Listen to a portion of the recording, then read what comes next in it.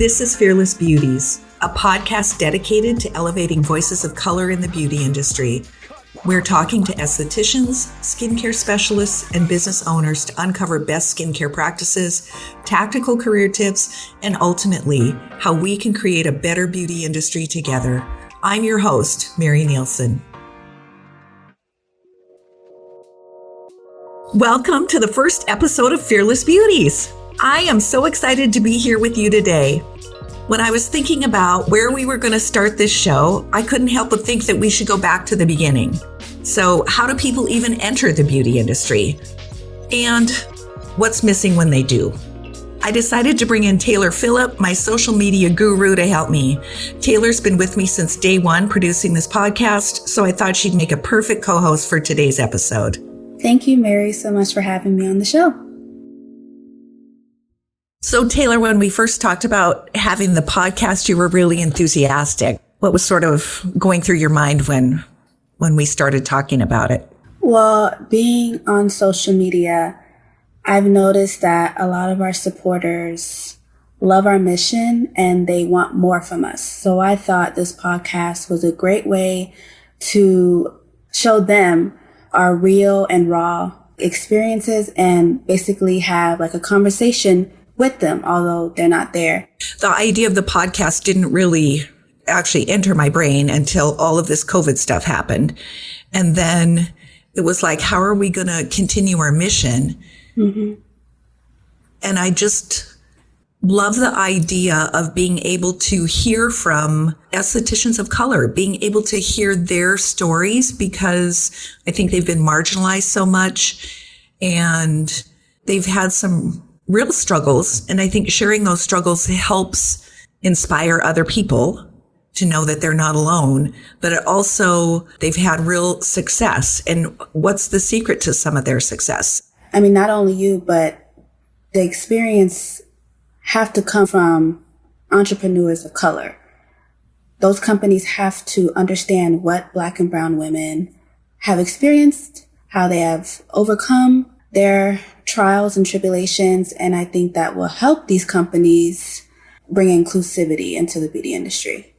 I completely agree. I want to see marketing change. I want to see company representation change and just kind of even the playing field, because I think, it's already hard enough as an entrepreneur to get started, but it's like there's other factors against you.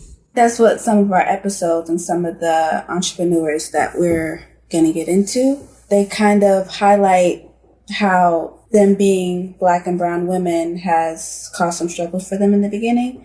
But I love the transition from, it's not going so well for me because I'm a Black and brown woman, to I'm now a business owner and I'm now helping the beauty industry get to be more inclusive. So I think these stories will kind of help other entrepreneurs who are starting out understand that, okay, we can actually do this and we can actually elevate the beauty industry to where it's more common to see Black and brown women at the forefront.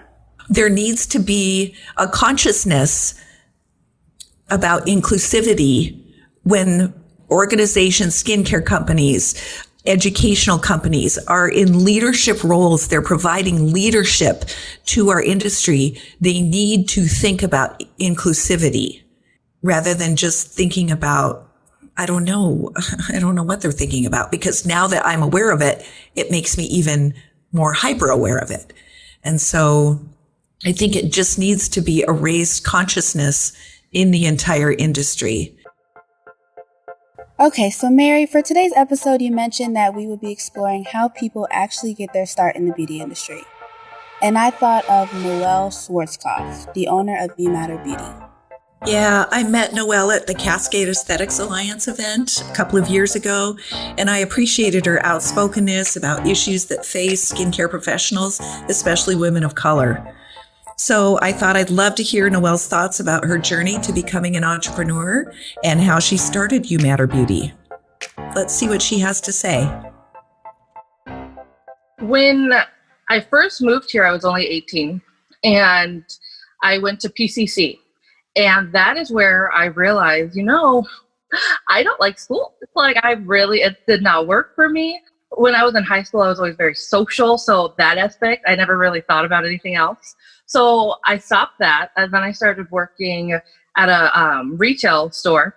And that's where I realized I cannot do this either.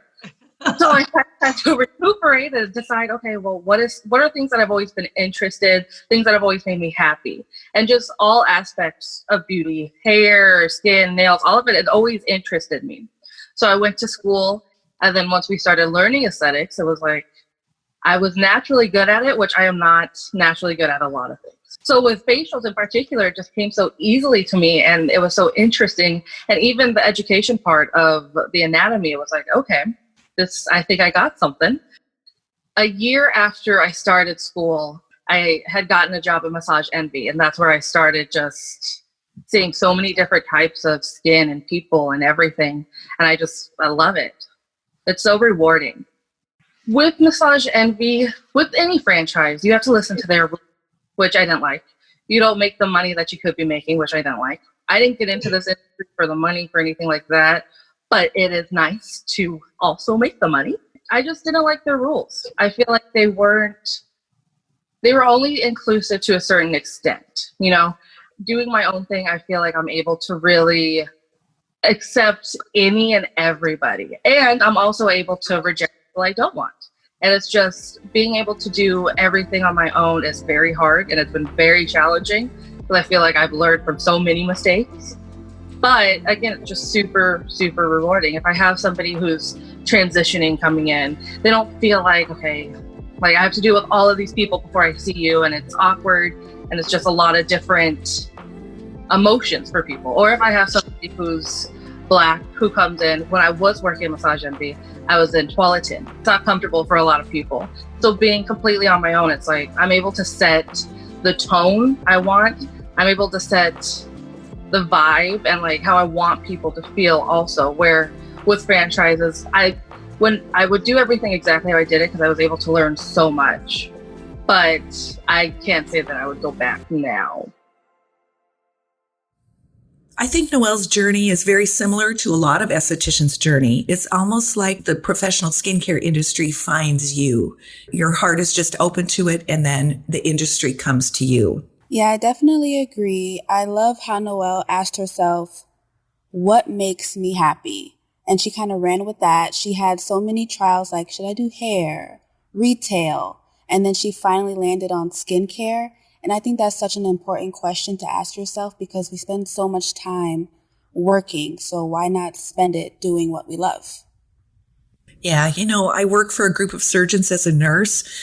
And they asked me to do the research about bringing medical aesthetics into their practice. This was in the 1990s. And I started to look into it, and it was like little angels were singing on my shoulder. I mean, my heart just moved. I just thought, Ma, you want to do this. And after I worked for them for about 5 years as an esthetician, life just opened up with an opportunity for me to own my own med spa. And I loved that freedom of being able to incorporate my own values into how I wanted my clients to be treated. Yeah, it's that pull. It's that tug in your heart that says, yeah, this is what I am on this earth to do. And I think like once you feel that, you kind of just have to run with it.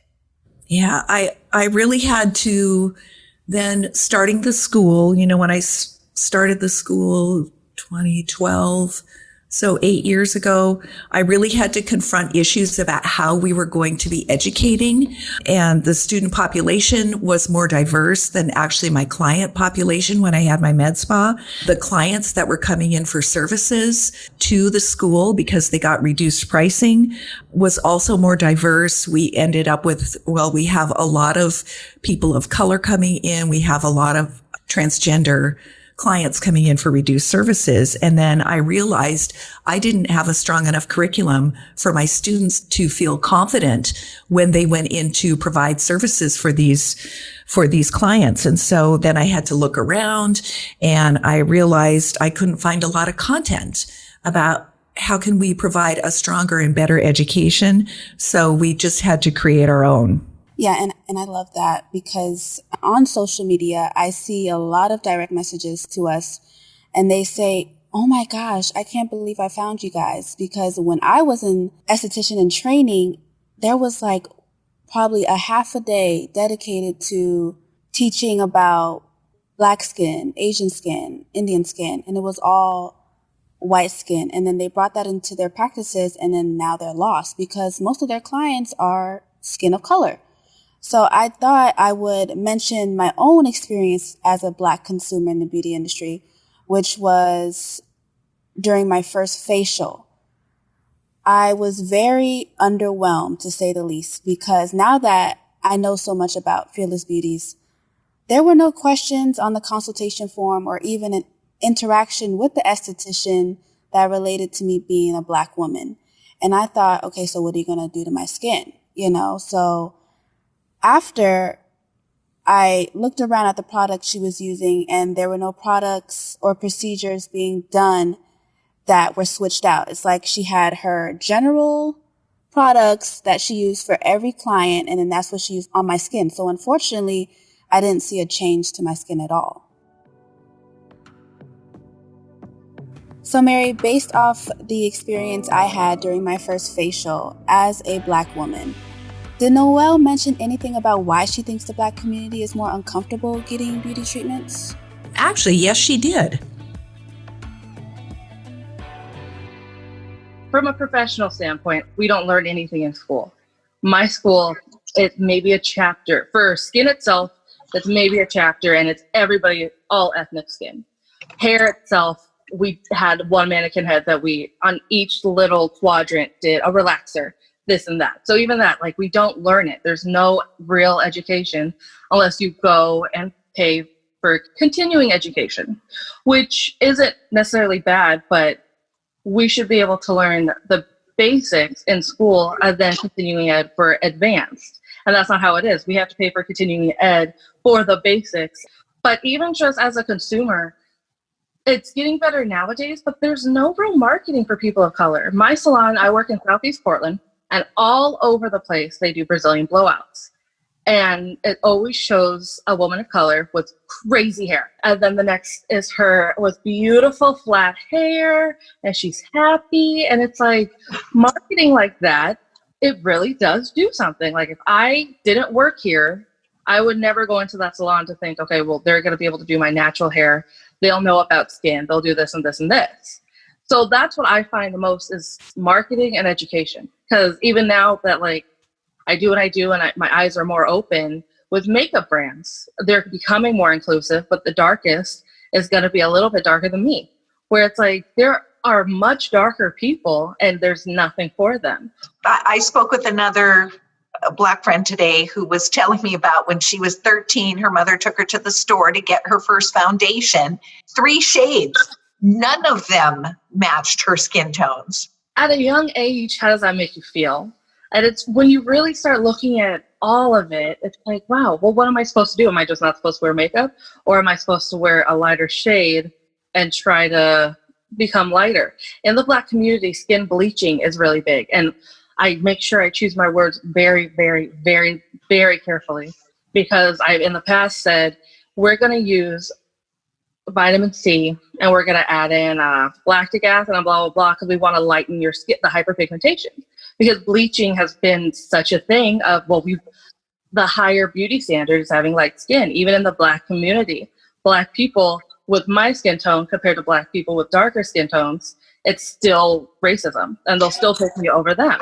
Well, levels of shadism. In fact, I was looking recently about how, I want to say Beyonce's skin tone over the years has become much, much lighter.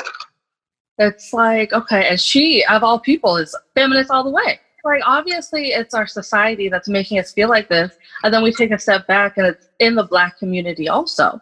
Like, we do it to each other, and it's like, it's still not right. How do we get around it?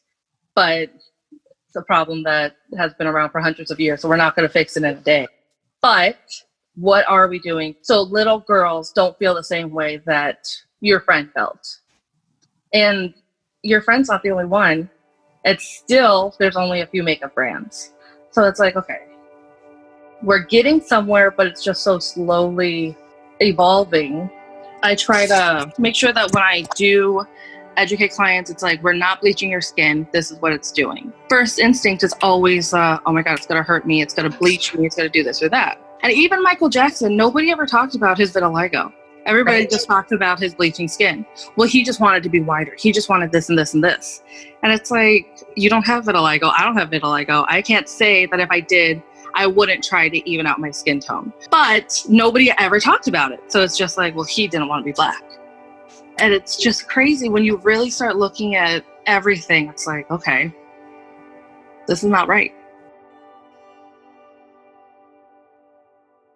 As an educator, it makes me feel really sad that it's taking so long for education to recognize people of color. And I'm really also inspired by Noelle's determination to educate her own clients. Yeah, I definitely think it is disheartening, to say the least. But as a Black woman, I can understand her willpower to talk to her clients of color about the procedures being performed on their skin. Like she said, her clients were asking, oh, are you lightening my skin? And I think as a Black woman, I would ask the same question. Like, I don't want my skin to be lightened. I like it just the way it is. So makeup brands are starting to understand, like, hey, we need to have more shades for Black and brown skin. And even though it's not where it should be, I believe it will get there slowly but surely. I think the beauty industry manufacturers really need to step up. And I think as practitioners, we need to quit waiting for somebody else to speak up. I think that we need to collectively use our voices as allies. Me as a white woman, I need to demand that just education improves, that resources are available for everyone. Our students deserve that, and that reflects in the clients. The clients deserve that. They deserve the best kind of treatment. The lessons the beauty industry can take away is take the initiative to learn about all skin. After speaking with Noelle, I wanted to get another perspective. I decided to chat with Sonia Dumas, a board-certified nurse practitioner and the owner of A Touch of Youth. I wanted to know, did she notice the same thing as Noelle when she entered the beauty industry? My name is Sonia Dumas. I'm a family nurse practitioner. I'm also the owner of A Touch of Youth here in Portland, Oregon. I've been doing medicine probably about 15 years. And then I just started in aesthetics 3 years ago. I was the first to graduate in my entire family. So my dad, Jamin Dumas, he just always instilled a good work ethic. And he'd always be like, you got to work harder. And the reason you have to work harder is because you already have a strike against you. You're Black. Your another strike is that you're a female. He's always instilled that. I feel like when I do consultations, like I could literally see when people come in that they're surprised that I'm Black. And most times it's fine, but there is some pushback, like, where did you go to school? And how long have you been doing this? Another thing that I've noticed is that there's not a lot of products that are designed for us. And when I say us, I mean people of color. In this day and age, when we're sending people to the moon, sending people outer space, we should be able to come up with something. Like, I've been told your skin is too dark for this, or we don't have anything to take care of that type of skin. Nobody's going to come out and say it because you're Black. I don't necessarily feel like I've done my job in trying to change that. And I feel like a lot of things are geared towards not people of color. I remember when I was in school, we were talking about weight and height. Like, even BMI isn't reflective of people of color. It's not. I remember I was like 165 pounds, which is actually skinny for me. I'm 5'9". But I should be weighing 135 according to my BMI. And, I was like, I'd be sickly looking,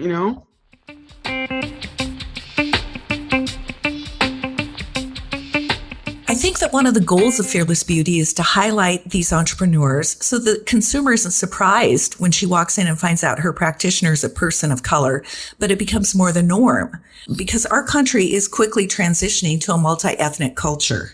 Yeah, I loved Sonia's story, and I loved how raw and real she was about being a double minority, a Black woman, and how it has forced her to work harder. I could definitely understand that. It is inspiring, to say the least. Like Mary said, as our country becomes more multi-ethnic, we will need more practitioners and estheticians like Sonia.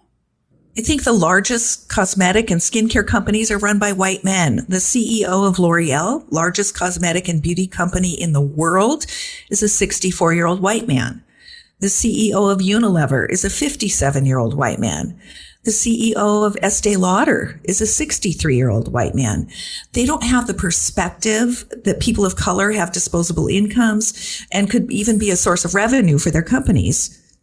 I did not know that. Let's just say I am very shocked. And I don't think there's a problem with them being the owners or founders of this company, but these companies have nowhere to begin. They're lost, and they should definitely incorporate people of color into their production team. I watch a lot of YouTube. And so when I started watching beauty gurus and makeup gurus, I learned that these cosmetic companies are now incorporating Black women like Jackie Aina, for example, a makeup guru, to enhance the darker shades of their foundation line. So there is a line called Too Faced, and I believe Jackie Aina, I think she enhanced or extended their foundation line about 11 shades on the darker spectrum. And it's because of her experience as a Black woman, and it's because of her knowledge of makeup and skincare and beauty that she helped Too Faced, who isn't run by a Black woman, become more inclusive. So I was thinking about why is it taking so long? Why is this awareness not coming in? And then I thought, well, it's got to start from the top. So let's just go to the top, because I know that there's really only about 7 beauty companies that control the majority of the beauty industry. You know, for me, after the murder of George Floyd and the Black Lives Matter protests in Portland, I really started to question the companies that I was doing business with. I really wanted to support companies that would share my same values. And so I reached out to my vendors and I wanted to talk to them. What is their stand on social justice? Because I don't want to spend my money with a company that doesn't have the same values that I do. So just to piggyback off of inclusivity, Mary, what did Sonia have to say about what the beauty industry can be doing better? Let's find out. I think that they need to teach and train people. That's most of our population. Like most of our population are people of color. I think more dollars need to be sent towards education, the difference in the skin, difference in pores, everything. We need to see more products that are geared towards 4, 5, and 6, 3, 4, 5, and 6. Right now, I could go to Ulta or even Sephora, and I've tried to match my skin, and they really didn't know what to do with me, which is surprising to me because it wasn't her fault. It was the lack of education, Like, people of color do exist. We do have to be able to service them. Even when I went to Florida for the conference, the aesthetics conference, and I specifically asked, do you guys have anything for people on the 3, 4, 5, 6 of Fitzpatrick as far as skincare? Because they had skincare there. Everything they showed us and every model was white. Literally. But all the people at the conference were pretty well mixed, pretty well diverse. I think that change is hard. The beauty industry is focused primarily on white people, even if white people are going to be the minority by 2040. And so, especially with white men leading the largest companies, they're just not woke yet, and they aren't paying attention to the future. Yeah, I love that you mentioned woke, because that's exactly what it is. They have no idea what our country is going to be. And like you said before, our country is headed towards a multi-ethnic population. And I think it's just a lack of education. Like I mentioned, it's okay if these white people are founding and owning these beauty companies and skincare companies, but they need to have the education. I think now that I'm more involved in trying to make this change, I'm sort of more aware, hyper aware, and I'm looking for how much diversity gets represented. I think it's going to take like a generation, right? As we become more multi-ethnic, then you're going to have like Lauren, your daughter. She will have a different perspective. My grandchildren are going to have a different perspective because they're living in a more inclusive world, a more inclusive culture. Inclusivity is clearly a problem in the beauty industry. Skin of color isn't something that's brought to the forefront in school programs or even the products that are available. We need to do better. So I was curious about Crystal Martos. She's the owner of the Sugar Mama here in Portland. And what did she have to say about this? Oh boy. Well, I can say that I do feel in some ways I have had some privilege being, able to travel as much as I have, being able to have many jobs, being able to be a little more dynamic than other people that have never left Portland or never had an opportunity to travel or do the things that I did when I was modeling. But I know that when I first started in the industry, I felt like I was being taken advantage of. And I felt like I was not being seen as a very headstrong and willing to learn and adaptable asset to a team. And I was very tokenized at my first job. I was the one woman of color, and I felt like it was just kind of like this awkward, like, ha, ha, ha, let's make a joke and see if Crystal laughs at it. And I didn't really like that. But I also, at the time, I'm like, this is my first job out of beauty school. Like, I can't, like, don't mess it up. Like, get the experience you need and then leave if you, once you have the experience you need. But I will say that when I worked at this other studio, they had just opened. They were doing pretty successful. The owner had all the backing she could. She had loans. She had a business partner. She had people that believed in her and invested in her. And like, those are just things that I felt like I could never get. Like, even with my experience, even with knowing people here and there, I applied for loans. I could not get loans, whether or not, I'm not trying to say that I walked into a bank and they said, because of the color of your skin, you can't have a loan. That's not what I'm saying. And I know that some people, if I were to say I couldn't get a loan, that's the first thing they're going to think. And that's a little ignorant, but at the same time, I know that some people just think that way.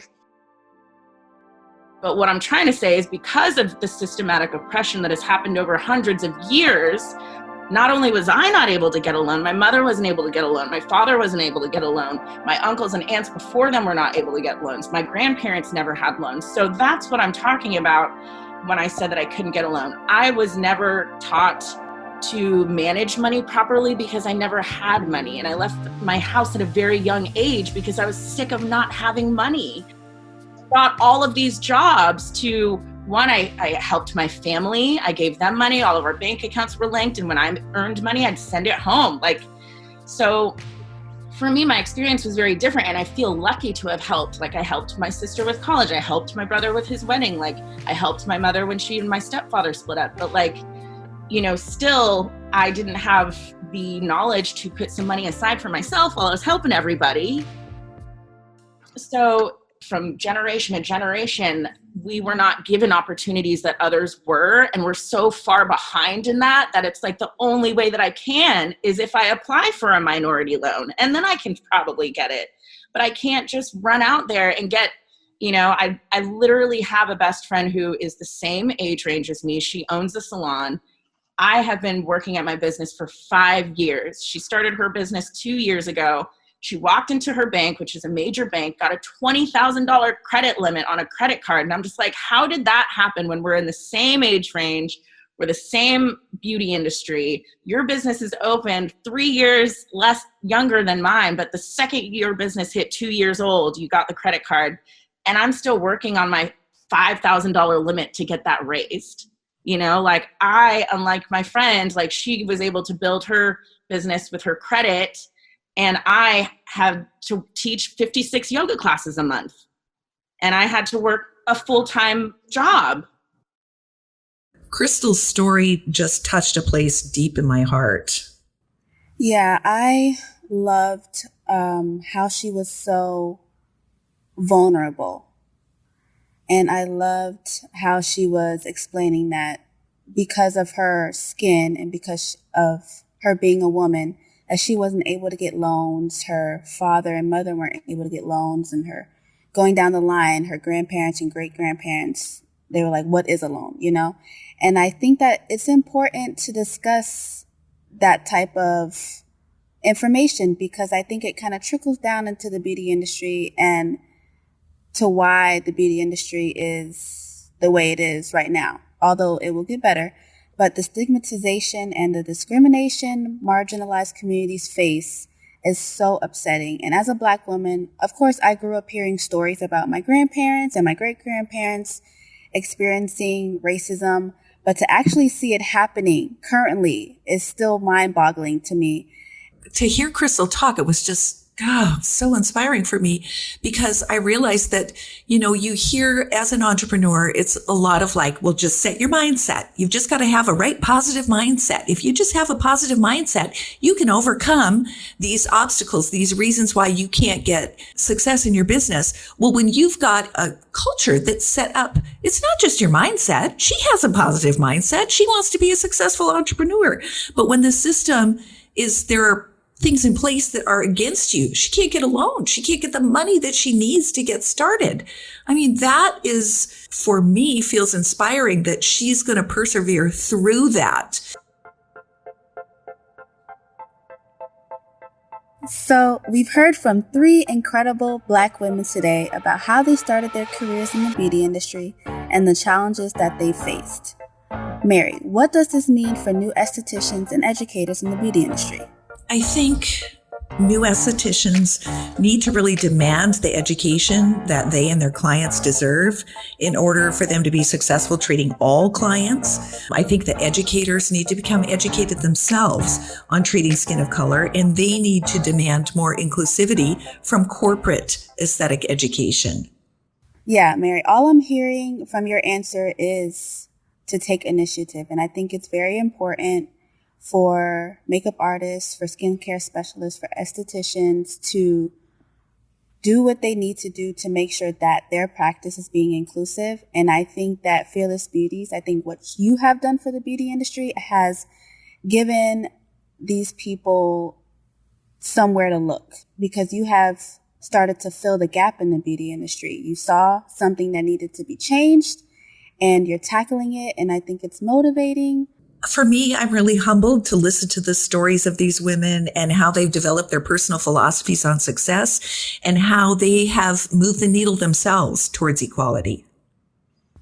Although there are struggles in the beginning, it won't always be that way. Let's just say that's kind of the theme for me of what I got from this episode.